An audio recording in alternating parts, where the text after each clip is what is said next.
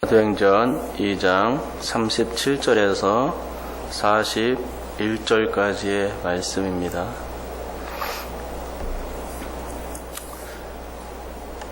교독해서 읽도록 하겠습니다. 제가 먼저 37절 읽겠습니다. 그들이 이 말을 듣고 마음에 찔려 베드로와 다른 사도들에게 물어 이르되 형제들아 우리가 어찌할꼬 하거늘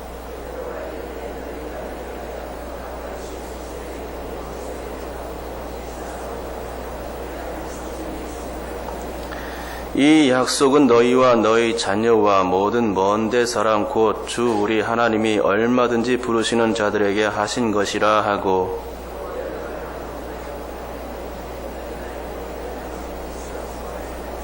함께 읽겠습니다. 그 말을 받은 사람들은 세례를 받음에 이 날에 신도의 수가 3,000이나 더하더라. 아멘.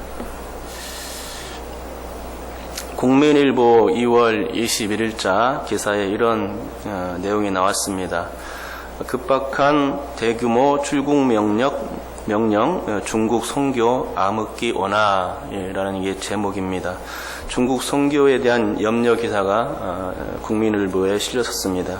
기사에 따르면 중국 지린성 일대에서 활동하던 한국 선교사 수십 명이 최근 불법 사역 혐의로 전원 출국 명령을 받으면서 중국 선교에 적신호가 켜졌다는 것입니다. 그런데 6월 7일자 기독일보에서는 이런 또 제목이 났습니다. 중국서 매년 약 10만 명이 예수를 영접하고 있다라는 제목이었습니다. 기사 내용을 보니 늘어나는 박해에도 불구하고 중국 기독교 인구가 계속 성장하고 있는 것으로 나타났다는 것입니다.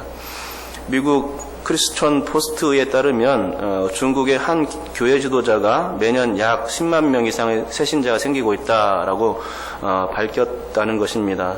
그러면서 이는 교회의 십자가 철거 및 목회자 구속, 선교사 추방 등 당국의 기독교 박해가 계속되는 가운데 일어나는 매우 의미 있는 현상이라고 보도했습니다.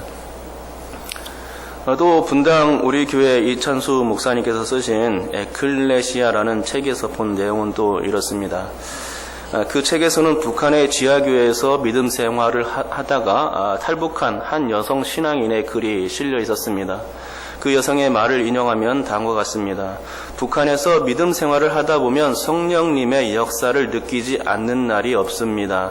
하나님이 함께 해주신다는 임재의식이 없다면 동토와 같은 그곳에서 도저히 믿음을 유지해 나갈 수 없습니다.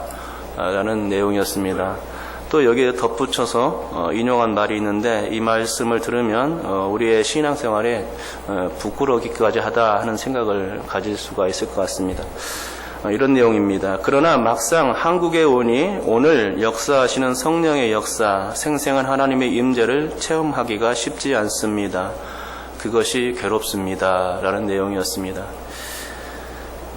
그렇습니다. 지금 중국에서 말할 수 없이 강력하게 일어나고 있는 성령의 역사, 그런 성령의 충만한 역사가 있다는 얘기고요. 또 중국보다 더 몇 갑절, 더 혹독한 상황에서 신앙하고 있는 저 북한의 성도들과 그들 가운데서 활동하시는 성령님의 강력한 역사가 실제하고 있다는 것이죠. 그런데 한국에서는 신앙의 자유가 있는 곳임에도 불구하고 성령의 임재를 느낄 수가 없다는 것입니다. 혹시 여러분께서는 성령의 임재를 느끼고 있습니까? 잘 모르겠습니다. 북한에서는 지금 강력한 성령의 임재와 함께 신앙생활을 하고 있는데 성령의 임재를 느낄 수 없으니 북한 성도에 하는 말이 그게 괴롭다 하는 거였죠. 성령의 임재 없는 삶이 괴롭다는 것은 성령을 체험하지 못한 사람은 알 수 없는 일입니다. 영적인 일을 체험하지 않은 사람의 입에서는 절대로 나올 수 없는 소리입니다. 그분은 그러니까 성령 임재를 확실히 체험한 사람이죠. 이런 사람들은 강력한 성령의 역사가 지금도 일어나고 있음에 오히려 반문할 따름입니다. 지금 현대에도 이런 일이 벌어진다고 라는 영성 없는 소리를 내뱉을 뿐이죠. 그러니 이제 부끄러운 것입니다. 그래서 저는 오늘 성령의 선물이라는 말에 대해서 한번 더 생각해 보고자 합니다. 여러분, 성령의 선물을 받는다는 게 과연 무엇일까요?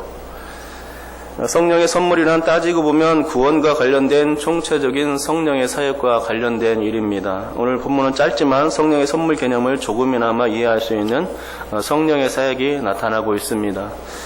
먼저 성령께서 역사하지 아니하시면 예수님을 믿을 마음조차 생기지 않는다는 것입니다. 약하게는 복음을 거부하는 것으로만 그치겠으나 강하게는 복음을 핍박하는 양상으로 나타납니다. 하지만 성령의 역사가 시작되면 성령의 능력에 의해 사람의 마음이 열리고 복음이 그 사람 마음 가운데 심어지는 것이죠. 오늘 본문은 그러한 양상을 마음이 찔리는 현상으로 소개하고 있습니다. 베드로가 설교를 마치니 사람들은 그의 설교를 듣고 마음이 찔렸다라고 말씀하고 있는 것입니다. 내가 구원자 예수를 십자가에 못 박았구나 라는 이 자책감이 그들 마음을 주장했던 것입니다. 이것은 성령께서 하시는 역사였죠. 여러분, 바울 사도가 예수님을 믿기 전에 얼마나 살기가 등등했습니까? 그렇게 살기가 등등하니 예수 믿는 그 사람들은 그를 만나는 것을 얼마나 두려워했는지 모릅니다. 아나니아도 그 중에 한 사람이었습니다. 주님께서 다소 사람 사울을 찾으라고 하셨을 때 아나니아는 이렇게 얘기했죠. 그가 예루살렘에서 주의 성도에게 적지 않은 해를 끼쳤다 하더니 여기서도 주의 이름을 부르는 모든 사람을 결박할 권한을 대제사장들에게서 받았나이다 하며 주저했던 것입니다. 하지만 아나니아는 주의 말씀에 이제 순종했고 복음의 핍박자였던 이 사울에게 찾아갑니다. 그리고 그를 안수하면서 이렇게 말했습니다. 형제 사울아, 주 곧 내가 오는 길에서 나타나셨던 예수께서 나를 보내어 너로 다시 보게 하시고 성령으로 충만하게 하신다 했습니다. 아나니아가 안수하자 즉시 사울의 눈에서 비늘 같은 것이 벗어지면서 다메섹 도상에서의 강력한 피 때문에 잃었던 자신의 시력을 다시 회복할 수 있게 되었죠. 그런데 사울은 아나니에게 안수를 받고 음식을 먹고 난 다음 급히 한 일이 있습니다. 그것이 무엇이냐면 사도행전 9장 20절에 의하면 즉시로 각 회당에서 예수가 하나님의 아들이심을 전파하니 라고 기록하고 있는 것입니다. 즉 뭐냐면은 그가 즉시로 복음을 전하는 사람이 되었다는 것입니다. 예수를 믿기 전에 다메섹 도상 전에는 살기가 등등해서 예수를 죽이는 사람으로 있었는데 예수를 만나자마자 아나니아에게 안수받자마자 성령이 충만해졌고 즉각적으로 복음을 전하는 사람, 예수 편이 되었던 것입니다. 그래서 한시라도 지체한 것이 아니라 즉시 나가서 이 성령 충만한 이 바울이 되어서 나가서 복음을 전파했던 것입니다. 어떻게 그럴 수가 있을까요? 그건 그가 성령의 선물을 받았기 때문입니다. 다메섹 도상에서 예수님을 만났고 아나니아에게 안수를 받은 후에 그가 성령 충만한 사람으로 변해 있었던 것입니다. 완전히 달라진 사람, 180도 달라졌습니다. 아나니아가 안수하러 가기 전 사울이 집가에서 기도하고 있었는데 아마도 그 기도는 회개 기도였을 것입니다. 죄 용서를 구하는 기도죠. 예수님을 만난 이후 자신이 잘못된 행동을 했음을 회개하면서 마음이 찔려 기도했을 것입니다.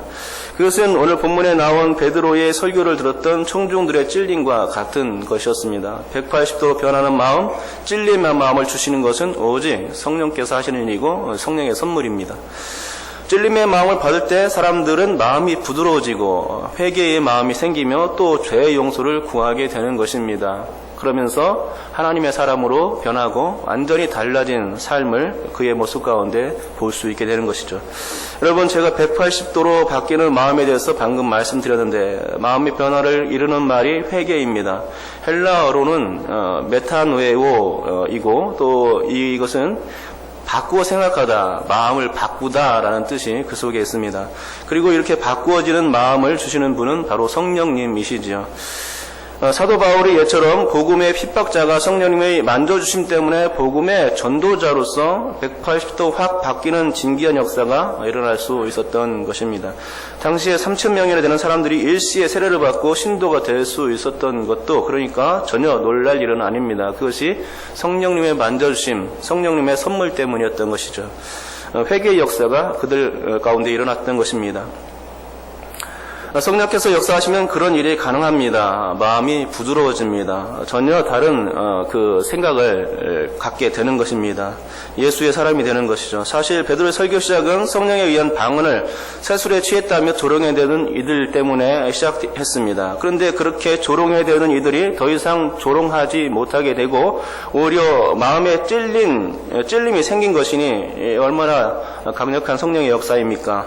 만약 조롱하는 자들의 말이 베드로의 설교를 압도했더라면 3,000명의 신도는 생각할 수도 없었을 것입니다. 하지만 그런 일은 일어나지 않았습니다. 성령께서 강력한 역사를 사람들 가운데 시작하셨기 때문입니다. 그들 가운데 그들의 마음을 만져주시고 녹여주셨던 것이죠. 3,000명 하니까 생각나는 건 금송아지를 만들어 섬겼다가 레인의 칼에 목숨을 잃은 3,000명의 사람들입니다. 출애굽기 32장 28절의 말씀에 이렇게 쓰여 있습니다. 레위 자손이 모세의 말대로 행하매 이 날에 백성 중에 3,000명가량이 죽임을 당하니라 라는 말씀입니다. 공교롭게도 우상을 섬기다가 목숨을 잃은 이 3,000명은 오늘 본문에 나타난 3,000명과 짝을 이루고 있습니다.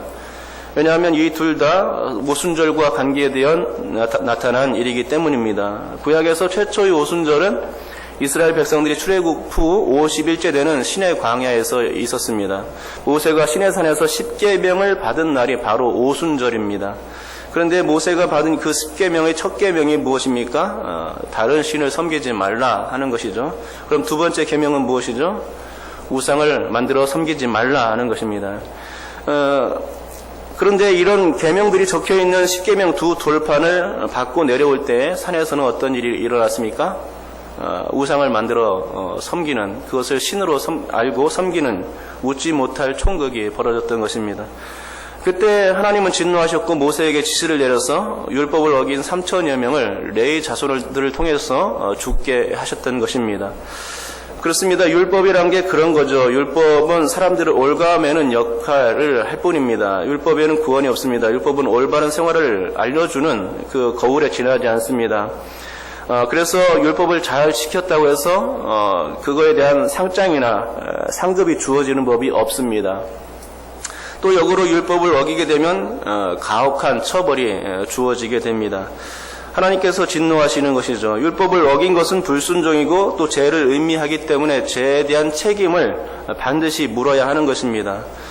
그래서 금송아지를 만들어서 섬기는 3,000여 명의 사람들이 그때 당시에 도륙을 당할 수밖에 없었던 것입니다. 하나님은 죄를 미워하시고 또 죄를 없이 하시는 중재자가 없는 이상 반드시 죄값을 치러야만 한다는 것이죠. 하지만 오늘 본문은 이렇게 말씀합니다. 41절입니다. 우리 다 같이 41절을 한번 읽어보겠습니다. 읽습니다. 시작. 그 말을 받은 사람들은 세례를 받으며 이 날의 신도의 수가 3,000이나 더하더라. 아멘. 구약의 첫 오순절 때에는 3,000명이 죽어나갔는데 신약의 오순절이 되니까 3,000명의 신도가 생긴 겁니다. 생명의 역사가 일어난 것이죠. 신도가 아니라 은혜인 것입니다. 이 은혜에 대하여 로마서 5장 20절은 이렇게 말씀하고 있죠. 율법이 들어온 것은 범죄를 더하게 하려 함이라. 그러나 죄가 더한 곳에 은혜가 더욱 넘쳤나니라고 말씀을 하고 있는데 이 말씀을 보면 율법과 은혜가 아주 천지차이임을 알 수 있게 해주는 말씀입니다. 구약시대에는 상상도 할 수 없는 말씀이 방금 읽은 말씀입니다. 구약에서는 율법을 어기면 바로 하나님의 진노가 나타나고 처벌이 즉각적으로 주어집니다. 그런데 바울은 말하기를 죄가 더한 곳에 은혜가 더욱 넘쳤다라고 말씀하고 있는 것이죠. 죄가 넘쳤는데 어떻게 은혜가 더할 수 있습니까? 말도 안 되는 소리입니다. 구약 같으면 당장 죽음입니다. 어떻게 이런 일이 일어난가? 그것은 누구 때문인가? 예수라는 중재자 때문입니다. 예수님이 중간에서 중재해 주시기 때문에 은혜가 넘칠 수 있는 것이죠. 예수님이 십자가 사건을 통하여 화목제물이 되시고 그래서 하나님과 사람 사이에 화평의 다리를 놓아주신 것입니다. 이것 때문에 죄가 더한 곳에 은혜가 넘칠 수 있는 것입니다. 우리에게 주어진 커다란 놀라운 역사죠. 여러분, 베드로의 설교를 통해서 3,000명의 구원을 받게 된 것입니다. 참으로 놀랍고 놀라운 은혜였습니다. 출애굽 후에 오순절 때에는 율법을 어김으로 3,000명이 죽는 불상사가 있었지만 성령 강림이 있은 오순절에는 성령의 선물로 말미암아 3,000명이나 구원 얻는 그런 은혜가 주어졌던 것입니다. 성령의 선물로 말미암아 베드로의 설교를 들은 청중들은 마음이 찔려왔으며 회개의 역사가 시작되었습니다. 그 전까지는 예수님에 대하여 냉대를 보내고 또 패역한 마음뿐이었는데 그렇게 돌같이 굳어있던 그들의 마음이 성령님으로 말미암아서 녹아졌던 것입니다. 그리고 그 결과로서 그들 3,000명은 세례를 받고 제사함을 입게 된 것입니다. 구원을 받은 거죠. 하나님의 교회를 이룰 수 있게 된 것입니다. 그렇습니다. 성령의 역사는 패역한 자들의 마음을 녹일 수 있는 능력이 있습니다. 복음을 적대시하는 자들의 마음을 변화시켜줍니다. 그것도 180도로 변화시켜줍니다. 마음에 찔림을 주어 완전히 회개케 합니다. 하나님께로 돌아서게 하는 것이죠. 처벌이 아니라 구원의 은혜로 이끄십니다. 그게 성령의 선물입니다. 이게 뭐든 다 성령의 역사이고 그것을 체험하는 이들에게 성령의 선물이라는 것입니다. 그런데 우리는 이런 성령의 역사, 성령의 선물이 필요합니다. 왜 그렇습니까? 우리의 마음이 부드러져야 하고 또 죄를 버리고 하나님을 향하는 회개의 마음으로 변혁되어야 하기 때문입니다.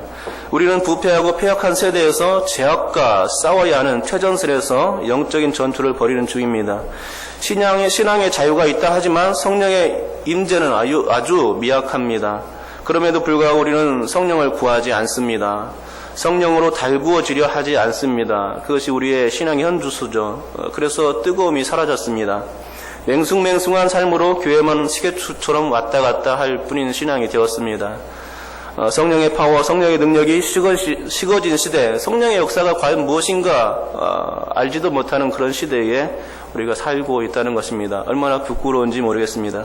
이런 상황을 벗어나고 제2의 출애굽을 해야 할 때가 된 것입니다. 신앙을 다시 회복해야 할 때가 된 것이죠. 우리 가운데 성령의 역사가 시작되고 성령의 선물을 받아서 우리 마음이 부드러워지고 구원의 역사가 우리 가운데 넘쳐 흘러야 될 것입니다. 그것이 우리가 구해야 될 것입니다. 성령의 선물을 우리에게 허락하여 주시옵소서. 나의 마음이 부드러워지게 도와주시옵시고 우리가 성령의 선물을 받아서 우리 가운데 또 우리 주변에 나를 통해서 구원받는 사람들의 수가 더하게 도와주옵소서. 그것이 내가 해야 될 일인 줄 믿습니다. 주님 나를 통해서 사용하여 주시옵시고 나로 성령 충만케 하여 주시옵소서. 바울 사도가 아나니아의 안수를 받자마자 성령 충만해지고 급작스럽게 사람들을 박해하는 그런 입장에서 사람들을 전도하는 복음을 전파하는 사람으로 변화되지 않았습니까? 그것은 성령의 역사입니다. 성령의 역사로 설명하지 않을 수 없습니다. 우리 가운데 이런 역사가 있어서 우리 한 사람을 통해서 바울과 같은 사람들이 나올 수 있고 또 우리 교회가 하나님의 믿는 사람으로 가득 채워질 수 있는 영적인 변화의 역사가 도래하기를 주님의 이름으로 축복합니다.